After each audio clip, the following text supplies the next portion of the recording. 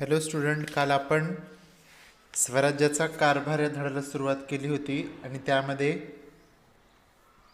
शिवाजी महाराजांनी उभारलेलं जे काही स्वराज्य आहे त्याचं अष्टप्रधान मंडळ, त्यांनी निर्माण केलेले स्वराज्याविषयीची त्यांची स्वतःची राजनीतीविषयक विचारसरणी या गोष्टींचा आपण अभ्यास करत होतो.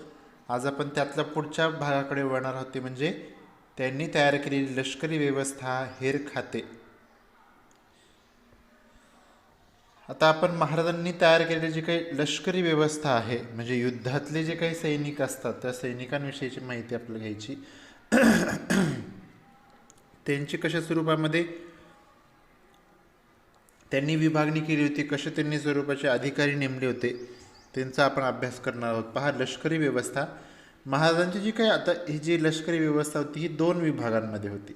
पहिलं म्हणजे पायदळ, म्हणजे पायी चालणारे, आणि दुसरं म्हणजे घोडदळ, जे घोड्यांद्वारे स्वारी होणारे. बरोबर आहे. तर पायदळामध्ये हवालदार आणि जुमलेदार असे दोन अधिकारी होते, आणि जे काही पायदळ आहे त्या पायदळाच्या प्रमुखास सरनौबत असं म्हटलं जायचं, आणि तोच सरनौबत ह्या पायदळातील सर्वोच्च अधिकारी होता. आणि या सरनौबताच्या खाली हवालदार आणि जुमलेदार असे अधिकारी असत, आणि ते पायदळ ह्या लष्कराचे ते अधिकारी असत. पुढचं जे काही प्रकार होते ते म्हणजे घोडदळ. ह्या घोडदळात दोन प्रकारचे घोडेस्वार होते, एक म्हणजे शिलेदार आणि दुसरा म्हणजे बारगीर. आता शिलेदार म्हणजे काय, की शिलेदार म्हणजे ज्याच्याकडे स्वतःचा घोडा आहे किंवा स्वतःची हत्यारे आहे. बरोबर आहे, त्याला शिलेदार म्हटलं जायचं. तर बारगीर म्हणजे काय, त्या बारगिराला सरकारकडून म्हणजे महाराजांकडून त्यांना घोडा किंवा जे काही युद्धाचं साहित्य आहे ते साहित्य त्याला पुरवलं जायचं. असे प्रकार या घोडदळामध्ये आपल्याला पाहावयास मिळतात. शिलेदार म्हणजे स्वतःच्या, आणि बारगीर म्हणजे सरकारकडून त्याला मिळणाऱ्या वस्तू. बरोबर आहे. घोडदळात बारगिरांची संख्या अधिक होती, म्हणजे असे अनेक गरीब लोक होते की त्यांच्याकडे घोडा किंवा स्वतःचे साहित्य नव्हते, पण ते युद्धासाठी तयार असत. अशांची संख्या महाराजांकडे जास्त होती. घोडदळातही अधिकाऱ्यांच्या श्रेणी पायदळासारखे, जसं पायदळामध्ये आपण म्हणले हवालदार, जुमलेदार आणि त्यांचा जो काही मुख्य अधिकारी त्याला सरनौबत, तसं याच्यामध्ये पण सेम आहे. सरनौबत सुद्धा हा घोडदळातील सर्वोच्च अधिकारी, सगळ्यात मोठा अधिकारी, ज्याला आपण सरनौबत म्हटलं जायचं. आणि त्या सरनौबतामध्ये असलेले जे काही प्रमुख सरनौबत होते त्यामध्ये मग नेतोजी पालकर, प्रतापराव गुजर, हंबीरराव मोहिते असे काही महाराजांचे घोडदळाचे त्या काळातले सर्वोच्च अधिकारी, ज्याला आपण सरनौबत असं म्हणतो, हे प्रसिद्ध होतं. अशा स्वरूपाचं महाराजांचं लष्करी व्यवस्था ही दोन विभागात होती, एक पायदळ आणि दुसरं घोडदळामध्ये. आता हेर खातं, ज्याला आपण गुप्त खातं आपण म्हणतो, म्हणजे CID कशी असते, बरोबर आहे की नाही. CID तुम्हाला माहिती आहे कसं ते शोध लावतात शत्रूचं किंवा गुप्त माहिती कशी तयार होतात, तसं त्याला हेर खातं म्हटलं जायचं. गुप्त माहिती किंवा स्वराज्यावर कोणत्या शत्रूंचं आक्रमण होणार आहे किंवा कोणत्या शत्रूंची जर भीती असेल त्याची पूर्वसूचना माहिती मिळवण्याचं काम, खडानखडा माहिती मिळवण्याचं काम ज्याला आपण म्हणूया, हे हेर खातं करायचं. मग ते हेर खात्यामध्ये कोण प्रमुख होतं त्याची आपण माहिती पाहूया. स्वराज्याचे शत्रूपासून रक्षण करणे आवश्यक होते, यासाठी शत्रूंच्या हालचालींची नेमकी माहिती वेळेवर मिळवावी लागेल, आणि ही माहिती काढून ती महाराजांना देण्याचे काम हे हेर खातं पाहत होतं. आणि त्या हेर खात्याचे अत्यंत जे काही लक्ष होतं ते अतिशय बारकाईनं होतं आणि कार्यक्षम स्वरूपाचे होते. आणि ह्याच हेर खात्याचे जे काही प्रमुख होते ते होते म्हणजे बहिर्जी नाईक. हेच बहिर्जी नाईक हे हेर खात्याचे मुख्य अधिकारी होते. ते निरनिराळ्या ठिकाणची माहिती काढून आणण्यात अतिशय पटाईत होते, आणि त्यांनी सुरतीच्या मोहिमेपूर्वी तेथील खडानखडा माहिती जी काय, ज्यावेळेस महाराजांनी सुरतेवर मोहीम युद्ध करण्याचं ठरवलं होतं त्यावेळेस ती सगळी माहिती, आधी काय हालचाल आहे, काय स्वरूपाची त्याची व्यवस्था आहे, सगळी माहिती या हंबीरजी नाईक यांनी हेर खात्याद्वारे आणून देण्याचं काम केलं. असं एक कार्यक्षम, अत्यंत सक्षम स्वरूपाचं जे काही हेर खातं होतं ते महाराजांनी निर्माण केलेलं होतं. पुढचं आहे ते म्हणजे किल्ले. मध्ययुगामध्ये किल्ल्याचे महत्त्व अनन्यसाधारण होते. किल्ला ताब्यात असला की आजूबाजूच्या प्रदेशावर, लक्ष व नियंत्रण ठेवते. तुम्हाला माहिती, किल्ले जे आपण पाहतो, अनेक असे किल्ले आहेत जे उंचावर आपल्याला पाहावयास मिळतात. डोंगराळ भागावर किंवा उंच डोंगरावरच हे किल्ले का बांधले जायचे की त्या किल्ल्यावरून सगळ्या प्रजेचं जे काय आहे ते निरीक्षण करता यावं किंवा बाहेरील शत्रू आक्रमण करणारे का नाही याची माहिती ताबडतोब आपल्याला उंचावरून मिळू शकते. त्यामुळे अनेक किल्ले ही डोंगरावर किंवा उंच वटावर बांधलेली जात. हे त्याचं एक मुख्य कारण त्या काळातलं होतं.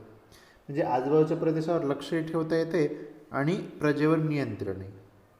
परकीय आक्रमण झाल्यास किल्ल्याच्या आश्रयाने प्रजेचे रक्षण करता येते.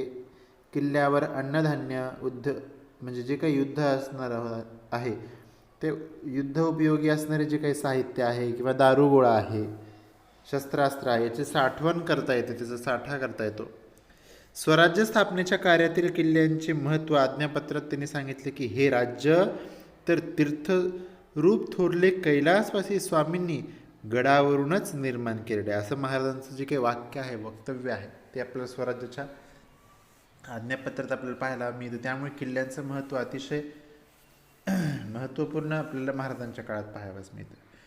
स्वराज्यामध्ये सुमारे 300 किल्ले होते. म्हणजे महाराजांनी जवळजवळ 300 किल्ल्यांवर आपलं म्हणजे साम्राज्य प्रस्थापित करून होतं. ते 300 किल्ल्यांचं मिळून एक स्वराज्य निर्माण झालेलं होतं. या किल्ल्याची बांधणी आणि दुरुस्ती यासाठी महाराजांनी मोठा खर्च केला होता. राजगड, प्रतापगड, पावनगड यासारखी डोंगरी किल्ले त्यांनी बांधली आणि ह्याच किल्ल्यावर जे काही अधिकारी असतात ते किल्लेदार, सबनीस, कारखानीस असे अधिकारी तिथं असत. मध्ये ते धान्याची कोठी, युद्ध साहित्याची व्यवस्था पाहण्यासाठी कारखानीस हा अधिकारी महत्त्वपूर्ण मानला जातो. त्या कारखानीसच्या अधिपत्याखाली धान्याची साठवण, युद्ध साहित्याची साठवण केली जाते. अशा प्रकारे किल्ल्यांचं महत्त्व तितकंच होतं. पण ह्याच किल्ल्यामध्ये दुसरा जो काही प्रकार होता ते म्हणजे सागरी किल्ला. बरोबर आहे. सागरी किल्लाही महाराजांनी तितकंच महत्त्व देण्याचं कार्य केलं. महाराजांनी सागरी किल्ल्याचेही महत्त्व ओळखले. त्यांनी बांधलेल्या जलदुर्गांपैकी मालवणचा सिंधुदुर्ग हा एक उत्कृष्ट सागरी किल्ला आहे. मालवण कोकण भागामध्ये जे सिंधुदुर्ग जिल्हा आहे का नाही, तिथं सिंधुदुर्ग नावाचा खूप मोठा सागरी किल्ला आपल्याला पाहावयास मिळतो. या किल्ल्याच्या बांधणीमध्ये भक्कमपणा यावा म्हणून त्यांनी किल्ल्याच्या पायाभरणीसाठी 5 खंडी सिसे ओतण्याची व्यवस्था केली होती. त्यांनी सिद्धीला शह देण्यासाठी राजापुरीसमोर पद्मदुर्ग नावाचा सागरी किल्ला बांधला होता. त्याचं चित्र तुम्हाला तुमच्या पुस्तकामध्ये सुद्धा पाहावयास मिळेल. आपल्या एका पत्रात या किल्ल्याविषयी ते म्हणतात की पद्मदुर्ग वसवून राजपुरीच्या उरावरी दुसरी राजपुरी केली. असं त्यांनी एक सुंदर वर्णन ह्या किल्ले पद्मदुर्ग याविषयी ते करतात. त्यामुळे सागरी किल्ल्यालाही तितकंच महत्त्व होतं जितकं हे डोंगरी किल्ल्याला होतं. बरोबर आहे. आता जो काही शेवटचा भाग जो आपण पाहणार आहोत ते म्हणजे आरमार. आरमार म्हणजे सागरी युद्ध सेना जी काय आहे ती सागरी, कारण की अनेक लोकांची जी काही आक्रमणं व्हायची किंवा आगमन व्हायचं महाराष्ट्रामध्ये किंवा भारतामध्ये ते सागरी किनाऱ्याद्वारेच व्हायचं. बरोबर. मग त्या सागर तटावर सुद्धा आपलं एक वर्चस्व असावं किंवा आपले सैनिक असावे यासाठी महाराजांनी आरमार प्रस्थापित केलं होतं. भारताच्या पश्चिम किनारपट्टीवरील गोव्याचे पोर्तुगीज, जंजिऱ्याची सिद्धी तसेच सुरत राजापूर येथील इंग्रज वखारवाले हे शत्रू स्वराज्य विस्ताराच्या कार्यात अडथळा आणत आणि या अडथळ्यास पायाबंद घालणे म्हणजे याला बंद करणं तसेच पश्चिम किनारपट्टीचे रक्षण व्हावे याची आवश्यकता महाराजांना वाटली आणि यासाठी महाराजांनी आरमार उभे केले. आरमार म्हणजे काय की युद्धसेना ज्याला आपण म्हणूया, समुद्रकाठची. ज्याच्याजवळ आरमार त्याचा समुद्र हे त्यांनी ओळखले आणि त्यामुळेच महाराजांचा दृष्टिकोन किती दूरदर्शी होता हे यावरून आपल्याला लक्षात येते. बरोबर आहे. आणि यावरूनच महाराजांनी आरमारात विविध प्रकारची जवळजवळ 1-2 नाही ते जवळजवळ 400 स्वरूपाची जहाजे निर्माण केली. त्यामध्ये गुराब, गलबत आणि पाल ही लढाऊ विमानं महाराजांनी त्या काळात निर्माण केली. कल्याण, भिवंडी जे काही मुंबईकडचा आपण भाग म्हणतो, समुद्रकाठची जी काही खाडी आहे, विजयदुर्ग किंवा मालवण जे काही कोकण आहे, कोकण किनारी भाग, तिथे त्यांनी जहाजे बांधली जात असत. म्हणजे त्या काळातलं जे काही जहाज बांधणीचं ठिकाण होतं ते कल्याण, भिवंडी विजयदुर्ग आणि मालवण असे ठिकाण होते. मायनाक भंडारी आणि दौलत खान हे जे दोन अधिकारी होते हेच या आरमारीचे प्रमुख होते. बरोबर आहे. महाराजांकडे सगळेच धर्म संप्रदायाच्या सगळ्या व्यक्तींना ते सन्मानाने वागवत असत किंवा त्या सगळ्यांना अधिकार देत होते. त्याच अधिकारापोटी मायनाक भंडारी आणि दौलत खान सारखा महत्त्वपूर्ण व्यक्तीसुद्धा हे आरमाराचे प्रमुख ठरतात. हे यावरून आपल्या महाराजांचा सर्वधर्म समभावाचा दृष्टिकोन हा खूप मोठा महाराजांकडे आपल्याला पाहावयास मिळतो. आणि शेवटचा टप्पा तो म्हणजे प्रजेच्या हिताची काळजी. हे सगळं होत असताना महाराज स्वतः प्रजेविषयी किती काळजीपूर्वक हिशोबाने वागत असत त्याची पण आपण माहिती पाहणार आहोत. इतर राजाप्रमाणे शत्रूच्या ताब्यातील प्रदेश जिंकावेत आणि तिथे आपले वर्चस्व निर्माण करावे एवढी मर्यादित आकांक्षा बाळगून महाराजांनी कार्य केले नाही, तर प्रजाला स्वतंत्र बनवणे हा त्यांचा मुख्य उद्देश होता. म्हणजे जे काही जिंकलेला प्रदेश आहे त्या प्रजेवर जुलूम जबरदस्ती करणे हा इतकाच त्यांचा अधिकार नव्हता, तर त्या प्रजेला स्वतंत्र बनवणे हा त्यांचा मुख्य उद्देश होता. प्रजेला स्वातंत्र्याचा खराखुरा आनंद मिळवायचा असेल तर राज्यकारभार शिस्तबद्ध असला पाहिजे आणि प्रजेच्या हिताची सर्वांगीण काळजी घेतली पाहिजे असं महाराजांचं मत होतं. आणि जिंकलेल्या प्रदेशाचे रक्षण केले पाहिजे याचे भान त्यांना होते. म्हणजे महाराज फक्त एक सत्ताधीश किंवा जिंकलेल्या प्रदेशावर प्रभुत्व मिळणारे तेवढेच ते राजा नव्हते, तर प्रजा हितदक्ष वादी राजा किंवा राज्यकर्ता म्हणून ते होते.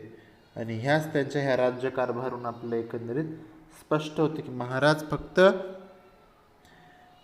त्यांच्या कार्यामध्येच हुशार नव्हे, तर लोकांची काळजी घेणं, शेतीविषयक दृष्टिकोन बाळगणं या सगळ्या एकंदरीत गोष्टीमध्ये ते तरबेज होते, महत्त्वपूर्ण होते. ह्याच एकंदरीत गोष्टीवरून त्यांचा राज्यकारभार अतिशय पद्धतशीर, शिस्तबद्ध आणि सर्वांनिशी होता हे एकंदरीत याच धड्यावरून आपल्याला लक्षात येते. अशा प्रकारे आपला जो काही 7वा धडा आहे तो इथेच संपलेला आहे. आपण इथे थांबूया.